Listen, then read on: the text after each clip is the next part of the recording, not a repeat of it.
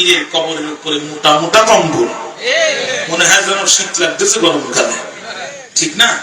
আরে পীরের কবরের উপরে যদি কম্বল দেওয়া জায়েজ থাকতো, রাসূলুল্লাহ এমন ভক্ত এই পৃথিবীতে আছে নিজের হাতে নিজের কলিজা কেটে রাসূলের রওজার উপর দিয়ে দিত। শিরিক আর শিরিক, শিরিক আর শিরিক। কয়েকটা শিরিকের কথা বলবেন। স্বামী স্ত্রী দুইজন ঘুমায় আছে, হঠাৎ করে স্বামী চিৎকার করছে, আহ! বউকে চিল্লাও কেন? হারাম শরীফ কাবা শরীফের ইয়ার ভিতরে কুকুর ঢোকার চেষ্টা করতেছে, আমি রুহানি ফয়েজ দিয়ে এখান থেকে তাড়াচ্ছি। বউ করছে, বাপরে কোথায় কাবা কোথায় বাবা, এত বড় বিশ্বাস কবে হইলে? সেদিনকে ওদের বাড়ি কলা চুরি করি। বক্তা বলেন, সভাপতি বলেন, অতিথি বলেন, যে যাই বলেন না কেন, বউয়ের কাছে আমরা কম বেশি সবাই ধরা। এই জন্য প্রফেসর নূর বলেছিলেন, no man in this world, পৃথিবীতে এমন কোন মানুষ নাই যে তার বউয়ের কাছে ধরা উইদাউট প্রফেট মুহাম্মদ সাল্লাল্লাহু আলাইহি সাল্লাম। জোরে বলুন না সুবহানাল্লাহ। শুধুমাত্র মুহাম্মদ সাল্লাল্লাহু আলাইহি সাল্লাম বাদে। কারণ আপনার আমার নবী এমন একজন নবী যার জীবনের বাসর ঘরের গল্প পর্যন্ত হাদিস শরীফে এসেছে। জোরে বলুন না সুবহানাল্লাহ। জীবনের সবকিছু শত শত লক্ষ লক্ষ হাজার হাজার হাদিসে তার জীবনের প্রতিটি কাজ, প্রতিটি কর্ম, প্রতিটি কথা, প্রতিটি মৌন সম্মতি রেকর্ড হয়ে আছে। প্রিয় ভাইরা আমার, প্রিয় ভাইরা আমার, এই জন্য প্রফেসর নূর বলছেন, মুহাম্মদ সাল্লাল্লাহু আলাইহি সাল্লাম শুধু সমাজের নেতা ছিলেন না, তিনি ছিলেন সমাজের নেতা, যুদ্ধের ময়দানের নেতা, রাষ্ট্রের নেতা, ঘরেরও নেতা, বউয়েরও নেতা। জোরে বলুন না সুবহানাল্লাহ। আম্মা আয়েশা বলছেন, জীবনে বহুবার চেষ্টা করেছি রাসূলুল্লাহকে একটু আগে সালাম দিব, যতবার চেষ্টা করেছি ততবার ফেল করেছি। আমরা যদি চাচাকে বলি, চাচা চাচা আমাকে সালাম দেন, বলবো কি আমি একটু বীর মুক্তিযোদ্ধা মানুষ, আমার ইজ্জত আছে না, আমি আগে সালাম দিব। আর আম্মা আয়েশা বলছে, আমি নবীজিকে যতবার আগে সালাম দেওয়ার চেষ্টা করেছি ততবারই ব্যর্থ হয়েছি। রাসূলুল্লাহ প্রত্যেকবারই আমাকে আগে সালাম দিয়েছেন। যদি কন্যা সুবহানাল্লাহ। এখন বউ বলতেছে, এত বড় বিশ্বাস যে তুমি কবে হলে একটু পরীক্ষা করার দরকার। ভাতের তলে ডিম থাকে, সকালবেলা ডিম কি বলে ভেজে ভাতের তলে দিছে, উপরে ভাত দিয়ে সাজায় পিসাবের সামনে দিছে, আধা ঘন্টা হয়ে গেছে তরকারির খবর নেই। রেগে রাগে ফায়ার পিসা। আপনারা আমার ভুল বুঝবেন না, আমি তো হক্কানি দরবারে ঘুরে যেতে করি না। আপনাদের পাশে মনে খানপুর, খানপুর পিসা হুজুর আমাকে খুব আদর করতেন। আমি যখন খুব ছোট আমার গোপ্তারে উঠিনি, একাধিক মাহফিল হুজুরের সাথে আমি ওয়াজ করেছি। আল্লাহ হুজুরের কবরকে জান্নাতের বাগান বানায়। মিসকাত শরীফের সচরাচর সাধারণ হাদিসগুলো তিনি বলতেন, প্রত্যেকটা হাদিসের প্রত্যেকটি শব্দের উচ্চারণ কলিজায় গিয়ে আঘাত লাগত, ঠিক না? এত তাসীর তার জবানের ভিতরে আল্লাহ দিয়েছিলেন। আমার ভাই খেয়াল করেন, আধা ঘন্টা হয়ে গেছে পিসাবের সামনে তরকারি খবর নাই। ভাইয়া দিদি, আল্লাহর নিঃসাথে এত বড় বেয়াদবি। বউ বলছে, কারণ কি? ভাত থেকে আধা ঘন্টা তরকারি দিলি না। বউ বলছে, এই তোমার কেরামতি, বাড়িতে বুঝি খানায় খাবার হিসাব টের পাও, নাকের টকে ভাতের তলে ডিম থাকে সে টের পাও না, ভণ্ডামি করা জায়গা না। কথা বল না কেন? কথা বলেন। এই জাতীয় ভণ্ডের অভাব সমাজে আছে। মুশরিক বানাচ্ছে, কেউ ফেরে না খালি হাতে খাজা বাবার দরবারেতে। আল্লাহর ধন খাজায় দিয়া আল্লাহ গেছে গায়েব হইয়া। এর চেয়ে প্রকাশ্য শিরকের বক্তব্য আর কি হতে পারে? প্রকাশ্য শিরকের বক্তব্য চলছে সমাজে, প্রকাশ্যে। কয়েকটি শিরকের কথা বলবো প্রিয় ভাইরা। বাংলাদেশের পার্লামেন্টে এক সময় মাথা নিচু করে ঢুকতে হতো। বিশ্ববরেণ্য মুফাসসির কোরআন আল্লামা দেলোয়ার সাঈদী আল্লাহর উপরে তাওয়াক্কুল করে পার্লামেন্টে দাঁড়ায় গেলেন। তার দলের লোক কয়জন এটা তিনি খেয়াল করেন নাই। তিনজন মানুষ, সাতক্ষীরার কাজী শামসুর রহমান আর নীলফামারীর মিজানুর রহমান চৌধুরী আর আল্লামা দেলোয়ার হোসেন সাঈদী, গড়ে মাত্র তিনজন। তিনি দাঁড়ায় গেলেন, বাকি আছে দুইজন। তিনি কোরআনের আয়াত টানলেন, হাদিস টানলেন, কোরআনের আয়াত টানলেন, হাদিস টানলেন, শিরকের উপরে এমন বক্তৃতা করলেন। আর তার বক্তৃতা এমন তাসীর হলো, তখন পার্লামেন্টের স্পিকার ছিল সিলেটের হুমায়ুন রশিদ চৌধুরী। তিনি সাথে সাথে বিষয়টি ভোটে দিয়ে দিলেন, পাস হয়ে গেল, ভেঙে ফেলা হলো। প্রকৃত আলেম যারা হবে তাদের বক্তৃতায় সমাজের শিরকের বীজ বপন হবে না, বরং শিরকের আখড়ায় আগুন জ্বলবে। ওই শিরকে জাতি পশমে পশমে প্রবেশ করেছে, শিরকে জাতি রন্ধ্রে রন্ধ্রে ঢুকে পড়েছে, শিরকে জাতি পশমে পশমে ঢুকে পড়েছে। আমি কয়েকটি শিরকের কথা বলবো। আল্লাহ বলছে, ওয়ালা তুশরিকু ফি হুকমিহি শাইআ,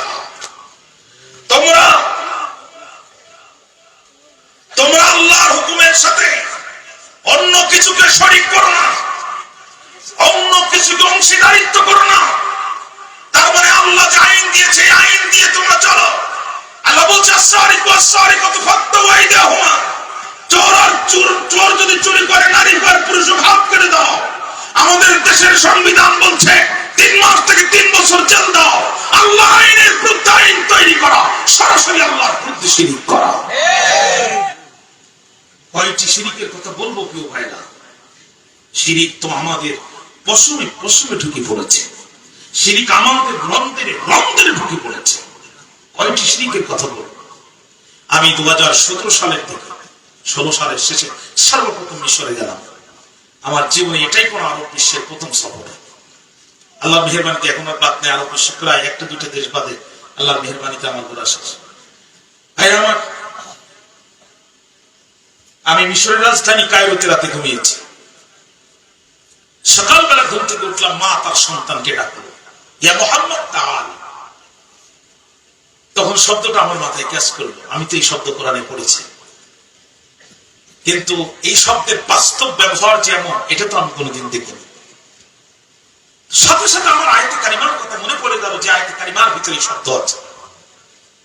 তখন আমার মনে হলো আল্লাহ তো ঠিকই ভাবে আমাদেরকে ডাকছে, ইয়া হালাল কিতাব তাআলাউ তাআলাউ ইলা কালিমাতিন সাওয়াইন বাইনানা ওয়া বাইনাকুম আল্লাহ না'বুদু ইল্লাল্লাহ ওয়া লা নুশরিকা বিহি শাইআ।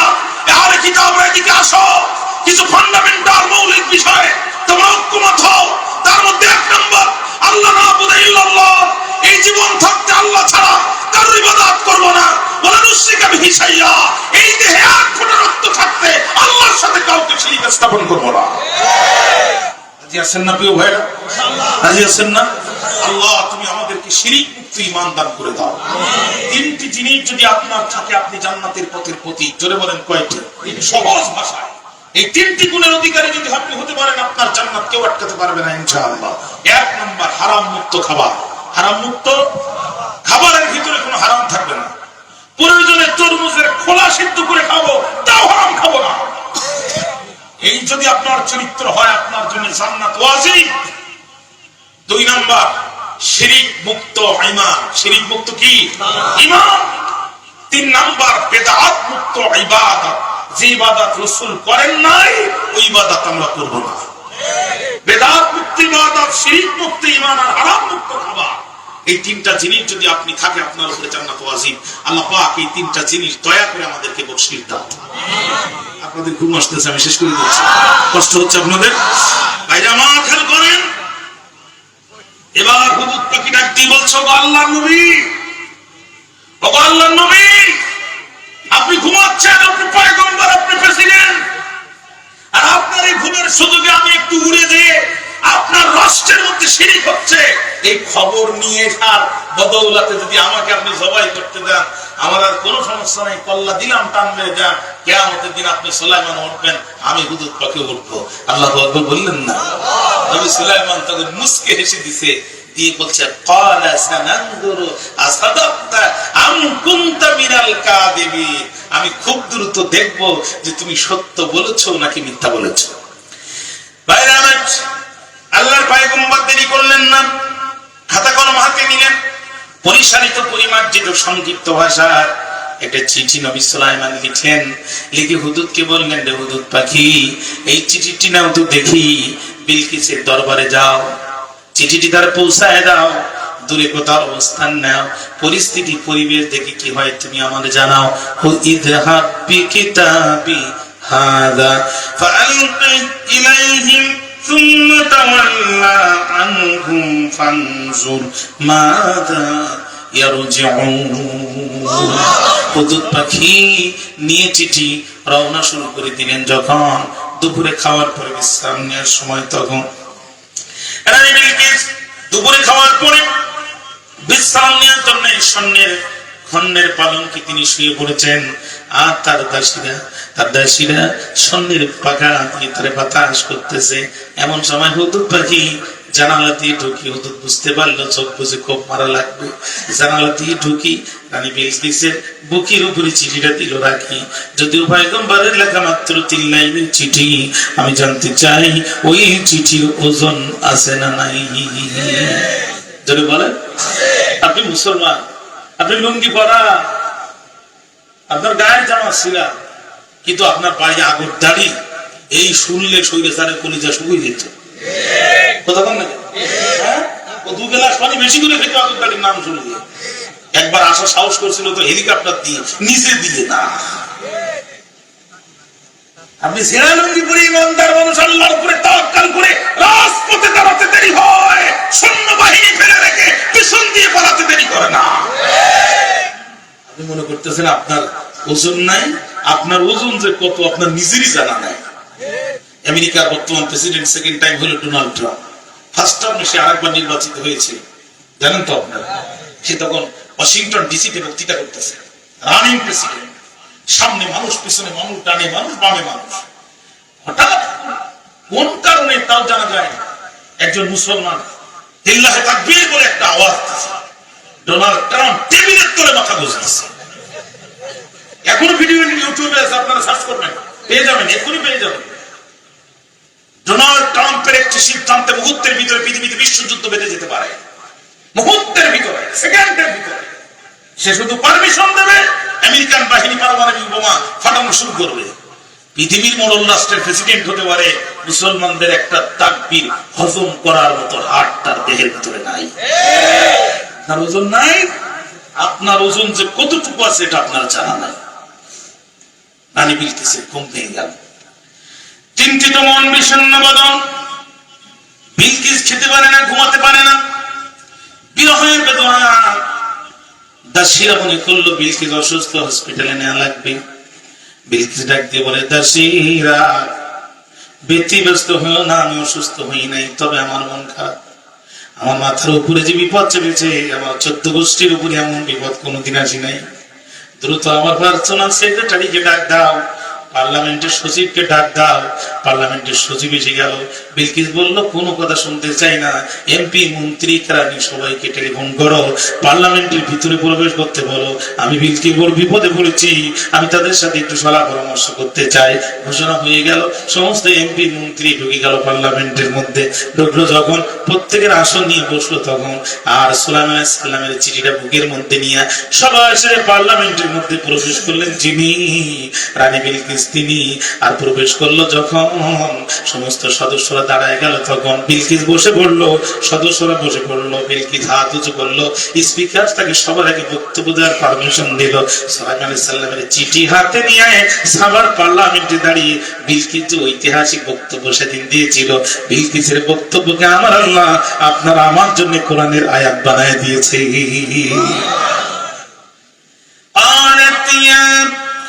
أيها الملأ إني ألقي إلي كتاب كريم إنه من سليمان وإنه بسم الله الرحمن الرحيم ألا تعلوا علي وأتوني মুসলিমিন। বিলকিস ডাক দিয়ে বলে, মন্ত্রীরা,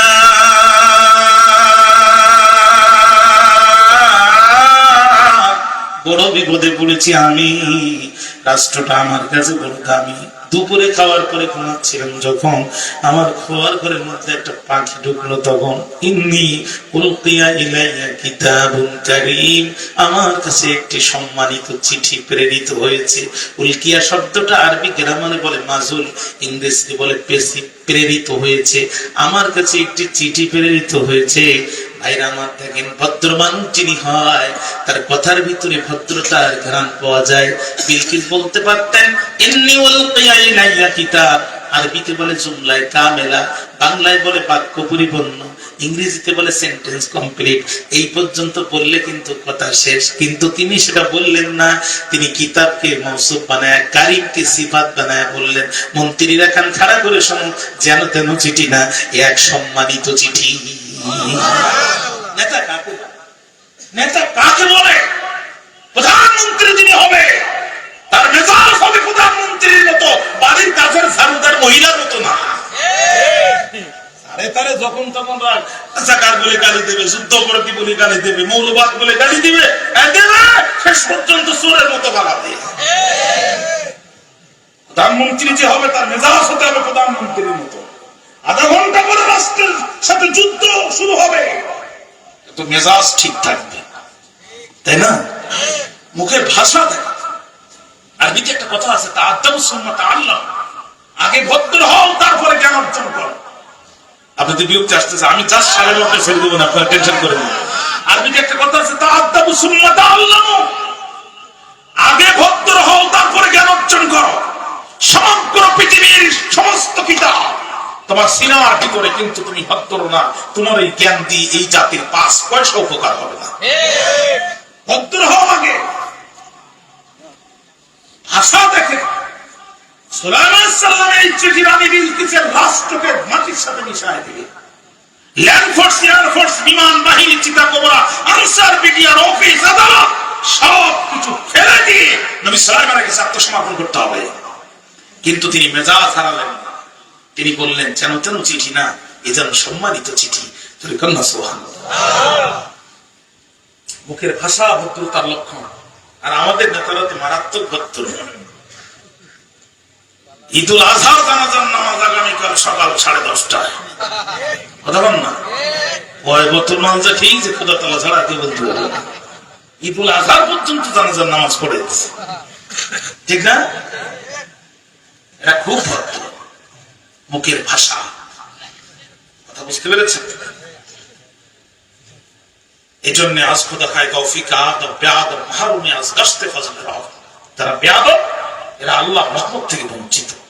হাঁটার ভিতরে আদব আছে, চলার ভিতরে আদব আছে, কথার ভিতরে আদব আছে। নবীজির চাচা হযরত আব্বাস বয়সে নবীজির বড়। মনোযোগ আছে না নবীজি আপনাদের? বয়সে নবীজির বড়। সাহাবায়ে কেরাম দুষ্টামি করে তাকে ঘিরে ধরে জিজ্ঞাসা করতেছে, একটা সত্যি কথা বলতে হবে আপনাকে। কি? আপনি বড় না আমার নবীজি বড়? আজকে তো আপনি বুঝে ফেলছেন। তখন তিনি খুব সুন্দর করে বলছেন, জিতু আউয়ালা ওয়ালাকিন্নাহু আফদাল মিন্নি, পৃথিবীতে আমি এসেছি আগে, কিন্তু তার সাথে আমার তুলনা চলে না। সে আমার চেয়ে বহু ফজিলত সম্মানিত। কারণ কি? সে আমার নবী, আমি তার সাহাবী। জোরে কন্না সুবহানাল্লাহ। কি জাতের পুত্র মানুষ ছিলেন হযরত আব্বাস। মুসা আলাইহিস সালামের বিরুদ্ধে ফেরাউনের জাদুকররা, কয় লক্ষ জাদুকর, লক্ষ লক্ষ জাদুকররা ফেরাউন মুসা আলাইহিস সালামের বিরুদ্ধে সাপ দেখানোর জন্য দাঁড়ায় গেছে। শুরু করার পূর্বে জাদুকররা মুসা আলাইহিস সালামের কাছে আসছে আদবের সাথে অনুমতি দিতে। পয়গম্বর, আপনি যদি খেলা করার অনুমতি দেন তাহলে আমরা খেলা শুরু করতে পারি। আপনি যদি খেলা করার অনুমতি দেন তাহলে খেলা শুরু করতে পারে। কি দরকার ছিল? একজন মানুষের এত লক্ষ লক্ষ, কি দরকার ছিল অনুমতি নেওয়ার? পয়গম্বরের কাছে অনুমতি নিয়েছে আদবের সাথে। এটা আমার আল্লাহর খুব পছন্দ হয়ে গেছে। জাদুকররা পরাজিত হওয়ার পরও আল্লাহ তাদের কলিজার ভিতরে ঈমানের নূর ঢুকায় দিয়েছে। তার ঈমান এনে মুসা আলাইহিস সালামের হাতে মুসলমান হয়ে গেছে। এটা হচ্ছে আদব। এটা কি? খবরদার মসজিদের ইমামদের সাথে বেয়াদবি করবেন না, কোরআনের হাফেজদের সাথে বেয়াদবি করবেন না। বিশ্বাস করেন, যারা গোটা কোরআন এভাবে সিনায় রাখতে পারে, যারা কোথায় কয় আলিফ পরিমাণ টান, কোথায় ইকফা, কোথায় গুন্না, কোথায় ইদগাম, যারা টোটাল প্রত্যেকটি আয়াতের প্রত্যেকটি শব্দ, ব্যাকরণ, গ্রামার, তাসবিহ, তাফসীর সহ যারা সিনায় ধারণ করতে পারে, আল্লাহকে সাক্ষী রেখে বলছি, ডাক্তার, ইঞ্জিনিয়ার হওয়া এদের জন্য একদম নাথিং ব্যাপার, ঠিক না? এরা আল্লাহর দ্বীনের জন্য নিজের ক্যারিয়ারকে কোরবানি করে দিয়েছে। আপনারা বেয়াদবি করবেন না তাদের সাথে। আমাদের মধ্যে কিছু ভদ্রলোক আছে, মসজিদে যে মেঝেতে হাত তোলে, একটু বালু পাওয়া যায় কিনা, মোল্লাটার একটু সাইজ করা যায় কিনা, ঠিক না? বালু যদি একটু পায়, ওখান থেকে আওয়াজ দেয়, হুজুর জুমার নামাজে শুধু গরম গরম বক্তব্য, আল্লাহর ঘরে বালি আছে আপনি দেখেন না? তুই আর তোর বাপ দেখিস না? মসজিদ আল্লাহর ঘর, তোর পরিষ্কার করতে লজ্জা কোথায়? রাসূলুল্লাহ যদি কাবা পরিষ্কার করতে পারে, তুই পারবি না কেন? কথা বলেন না কেন? প্রিয় ভাইরা, যে টাকা বেতন দেয়, বেগুনির দাম যখন 100 টাকা হয়েছিল, এক হুজুর বেগুনও কিনতে পারেনি। পেঁয়াজের দাম যখন 350 টাকা, এক হুজুর পেঁয়াজ কিনতে পারেনি। হুজুর তো দূরের কথা, আমরা বক্তারই পাই না। বগুড়া দুলসাসি আমার খুব ক্লোজ ফ্রেন্ড, আমাকে দাওয়াত দিল বক্তৃতা করে। রাত 12টা শীতের রাত, বললাম ভাই ক্ষুধা লাগছে কিন্তু ভাত খাবো না, মুড়ি নিয়ে আসেন। বেচারা বড় এক প্যাকেট মুড়ি, এক প্যাকেট চানাচুর, 10টা বড় বড় বগুড়ার কাঁচা জ্বালা, এক বোতল সরিষার তেল, সবকিছু আসে। তাকে দেখলাম পেঁয়াজ নাই, এটার দাম তখন 350 টাকা। আমিও বা কোন লজ্জায় চাই। কাঁচা চালের দাম যখন 1000 টাকা হয়েছিল, আমি দায়িত্ব নিয়ে বলছি একই মামু কাঁচা চাল কিনতে পারেনি। যে টাকা বেতন দেয় বেগুন ভাজি খাইতে খাইতে চুলকাইতে লুঙ্গি সিড়া তালি দেওয়ারও জায়গা নেই। ফিজ দেয় যখন যায় পোলাপান হাসাহাসি করে, 2000 টাকা বেতন বাড়াই দিলে তো একটা লুঙ্গি কিনতে পারে, তা দেবে না। এখান থেকে মাইক্রো ভাড়া করে খুলনার কেন্দ্রীয় মসজিদের হেড মুফতির কাছে গেছে ফতুয়া নিতে, আমাদের ইমামের লুঙ্গি ছেড়া ফতুয়া চাই, নামাজ হবে কিনা। মুফতি সাহেব সালাদ কম না, বলছে বাবা বেতন দাও কত? বলতে হুজুর দিতাম 1700 টাকা, করোনার সময় মুসল্লি কম, এজন্য বেতনও কম, 700 টাকা কমাই দিয়ে 1000 করে দিই। তো বাবা সব মাসের কিছু করছে, মাত্র 6 মাস বাকি সব ক্লিয়ার। বলছে বাবা সব তো বুঝলাম, কিন্তু তোমাদের ইমামতি করতে গেলে কাপড় পরা লাগবে, এটা কোন কিতাবে লেখা আছে? তোমরা যে জাতের মুসল্লি, তো কাপড় লাগার কথা কন না। খবরদার আলেমদের সাথে বেয়াদবি করবেন। রাসূল বলছেন মান আকরামা আলিমান ফাকাল্লামা আকরামান 70 নবিয়ান, যে ব্যক্তি স্বেচ্ছায় আমার একজন আলেমকে সম্মান করলো, সে যেন বনি ইসরাইলের 70 জন নবীকে সম্মান করলো। খবরদার ভাইরা আমার, বক্তব্য লম্বা করব না। রানী বিলকিস বলছেন ইন্নাহু মিন সুলাইমান ওয়া ইন্নাহু বিসমিল্লাহির রহমানির রহিম। এই চিঠি দিয়েছেন যিনি সম্রাট সুলাইমান, তিনি। আর শুধু সুলাইমান দেন নাই, ওয়া ইন্নাহু বিসমিল্লাহির রহমানির রহিম। এই চিঠি শুরু করা হয়েছে বিসমিল্লাহ দিয়ে, মানে আল্লাহর নাম দিয়ে। বোঝা গেল বাংলাদেশের পার্লামেন্টে বিসমিল্লাহ উড়ে এসে চিল জুড়ে দখল করে নাই বিল। এই বিসমিল্লাহ তখনও ছিল, এখনো আছে, ভবিষ্যতেও থাকবে। শুধু থাকবে না তারা, বিসমিল্লাহকে উৎখাত করতে চাইবে যারা। এই বিসমিল্লাহকে উৎখাত করার জন্য শারিয়া কবি বিগত 15টি বছর চেষ্টা করেছে। বিসমিল্লাহ বাংলাদেশের সংবিধানে আছে, শারিয়ার কবির কারাগারে গেছে, ঠিক না? এই বিসমিল্লাহ উড়ে আসে নাই। এই বিসমিল্লাহ আদম আলাইহিস সালামের সময় ছিল, নূহ আলাইহিস সালামের সময় ছিল, দাউদ আলাইহিস সালামের সময় ছিল, ঈসা আলাইহিস সালামের সময় ছিল, মুসা আলাইহিস সালামের সময় ছিল, আইয়ুব আলাইহিস সালামের সময় ছিল, এখনো আছে, কিয়ামতেও থাকবে, জান্নাতেও থাকবে। শুধু থাকবে না তারা, বিসমিল্লাহকে উৎখাত করতে চাইবে যারা। তাহলে আমার কাছে একটা সম্মানিত চিঠি এসেছে। এই চিঠি দিয়েছেন যিনি সম্রাট সুলাইমান, তিনি। আর চিঠিটা শুরু করা হয়েছে বিসমিল্লাহ দিয়ে। 3 লাইনে 2 লাইনে ভূমিকা। কথা কি বুঝতে পেরেছেন? এইবার মূল বক্তব্য। আল্লাহ তাআলু আলাইয়া ওয়া আতুনি মুসলিমিন। তোমরা আমার অবাধ্য হইও না, আমার কাছে এসে আত্মসমর্পণ করো, তোমরা মুসলমান হয়ে যাও। বিলকিস এবার বলতেছেন ক্বালাত ইয়া আইয়ুহাল মালাউ আফতুনি ফি আমরি মা কুনতু কাতিআতান আমরান হাত্তা তাশহাদুন। বিলকিস ডাক দিয়ে বলে, মন্ত্রীরা, বড় বিপদে বলেছি আমি। আফতুনি, তোমরা আমাকে ফতোয়া দাও, তোমরা আমাকে বুদ্ধি দাও, তোমরা আমাকে পরামর্শ দাও, আমি কি করতে পারি এই অবস্থায়। মা কুনতু কাতিআতান আমরান, আমি তো একা একা কোনো বিষয়ে সিদ্ধান্ত নেই না অতক্ষণ। হাত্তা তাশহাদুন, তোমরা ঠিক ঠিক বলে সাক্ষী না দাও যতক্ষণ, তোমাদের সাথে পরামর্শ ছাড়া কোনো বিষয়ে আমি সিদ্ধান্ত নেই না। ও মন্ত্রীরা, এখন বলো কি করব? প্রধানমন্ত্রী যদি সাধারণ মন্ত্রীদের কাছে পরামর্শ চায়, সাধারণ মন্ত্রীরা তখন আঙ্গুল ফুলে কলা গাছ হয়। তখন যেটা সত্য সেটা বলে, যেটা মিথ্যা সেটা সত্য বানায় বলে। এদের অতিরিক্ত চামচামির জন্য প্রধানমন্ত্রী অনেক সময় দেশের মানুষের পালস বলতে বুঝতে ব্যর্থ হয়। সাধারণ মন্ত্রীরা তখন বললো, রানী গো, ভয় নাই, রানী আপনি কথা শোনেন, আপনার চিন্তার কোনো কারণ নাই। ক্বালু নাহনু উলু কুওয়াতিন ওয়া উলু বাসিন শাদীদ।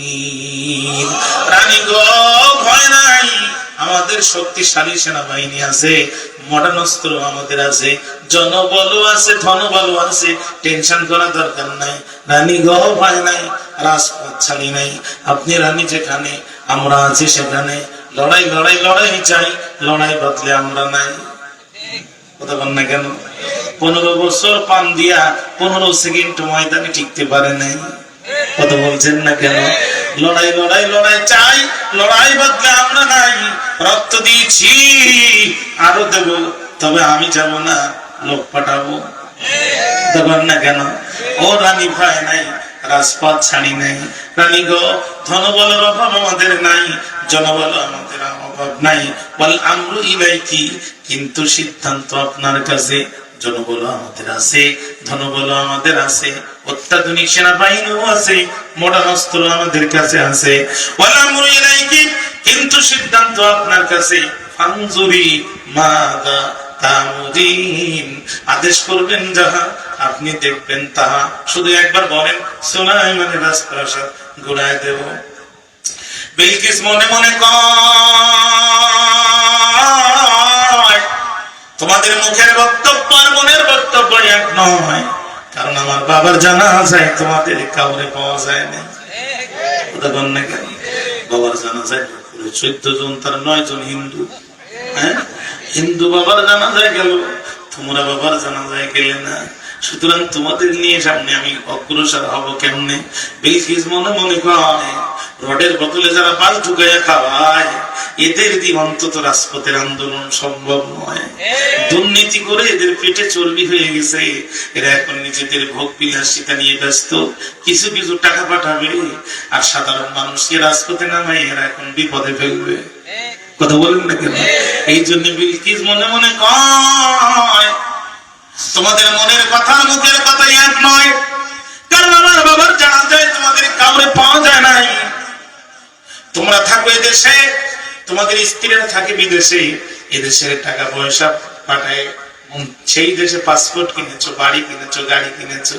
হ্যাঁ, এখন তোমরা আমাদের সুলাইমানের বিরুদ্ধে রাজপথে নামায়া তোমার পিছন দেখতে পড়বা ফাটিয়া, তোমাদের বুদ্ধি শুনিয়া মোর বাবাই গিয়েছিল বিপদে পড়িয়া। আমি বিপদে পড়তে চাই না, কারণ যে মহান সম্রাট বিনা রাডারে আমার শোয়ার ঘরে পাখি পাঠায় আমার কাছে চিঠি দিতে পারে, এই সম্রাট অন্তত সাধারণ সম্রাট না। আগের বিলকিসদের মাথায় তো বুদ্ধি ছিল, আর এখন বিলকিস না তো সব বালিকিস। হ্যাঁ, এদের মাথায় বুদ্ধি থাকে।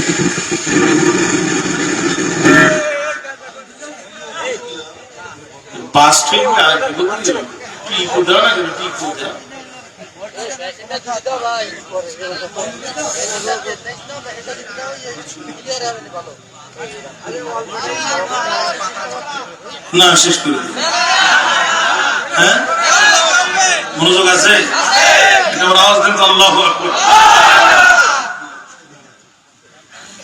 বাইরে আমার মনোযোগ আছে আমার দিন।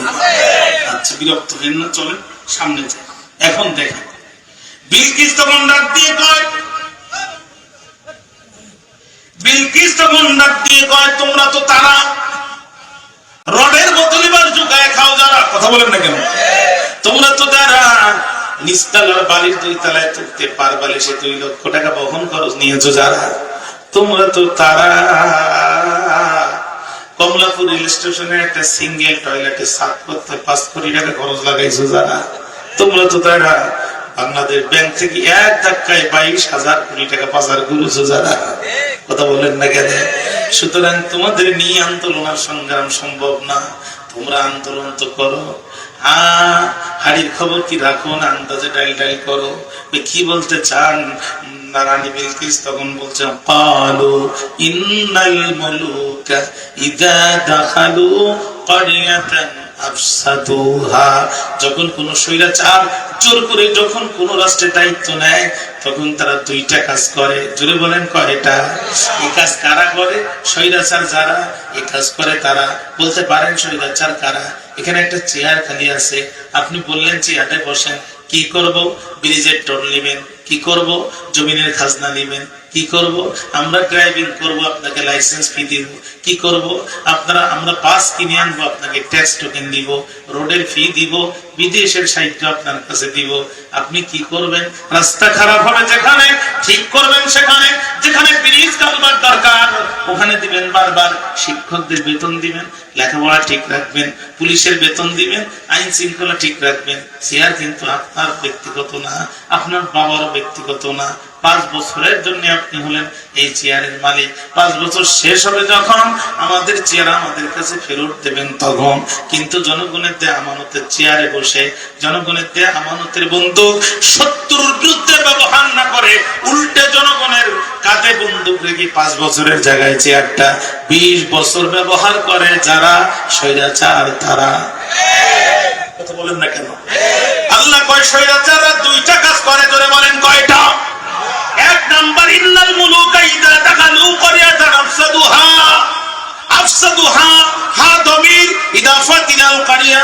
আল্লাহ বলেন 1 নাম্বার তাদের কাজ হচ্ছে ওই রাষ্ট্রের সব প্রতিষ্ঠান ধ্বংস করে ফেলে। দুর্নীতি করবে, স্বজন প্রীতি করবে, এলাকা প্রীতি করবে, সব করে ধ্বংস করে ফেলবে। একটা কাঠের ফার্নিচারের ভিতরে যেমন কাঠ পোকা থেকে কুড়ে কুড়ে ফার্নিচারটাকে দুর্বল করে ফেলে, স্বৈরাচার একটা রাষ্ট্রের ভিতর থেকে দুর্নীতি করে গোটা রাষ্ট্রের মেরুদণ্ডটা ধ্বংস করে ফেলে। কথা বল না কেন? গোটা রাষ্ট্রের মেরুদণ্ড ধ্বংস। আফসাদুহা, আমার সাথে বলেন না আফসাদুহা। এবার বলেন সব শেষ। কালকে যদি বাজারে জিজ্ঞাসা করে কি আওয়াজ হয়েছে, ডাইরেক্ট মেরে দিবেন আফসাদুহা, সব শেষ। কিচ্ছু নাই, কিচ্ছু নাই। যেখানে রড দরকার সেখানে বাঁশ, আফসাদুহা। যেখানে বালু দরকার সেখানে ধুলা, আফসাদুহা, সব শেষ। সামাজিক পরিবেশ শেষ, সংসার শেষ। বাড়ি দিয়ে বউটাকে বলবেন 1 গ্লাস পানি দাও, ও বলবে পানি ঠেলে দাও। কেন এমন করে বলো? দেশটা স্বাধীন হয়েছে 50 বছর, 30 বছর আমরাই প্রধানমন্ত্রী, আফসাদুহা, সব শেষ, কিচ্ছু নাই। আগে দেখতাম আমাদের মুরব্বীদের দেখলে আমাদের চাচারা যারা বিড়ি সিগারেট খাইতো তারা ওই যে আসতেছে মুরব্বী পাশ দিয়ে চলে যেত। এখন মুরব্বীর সামনে সিগারেট টান দিয়ে মুখের মধ্যে ধোয়া দিয়ে তোমার কেরামতি শেষ, আমার কেরামতি শুরু, আফসাদুহা, সব শেষ। ডাক্তার রোগীকে অপারেশন করেছে, অ্যাপেন্ডিক্স আছে ভিতরে, কিন্তু ঘটনাক্রমে ভিতরে কেউচি রেখে ডাক্তার সেলাই করে ফেলেছে। যন্ত্রণা আগের থেকে বেশি হয়ে গেছে। এক্সরে করে থেকে গেল ভিতরে কেউচি থেকে গেছে। এই ডাক্তার কখন পাস করেছে? বলছে করোনার সময় অটো পাস। আফসাদুহা, রোগীও শেষ, ডাক্তারও শেষ।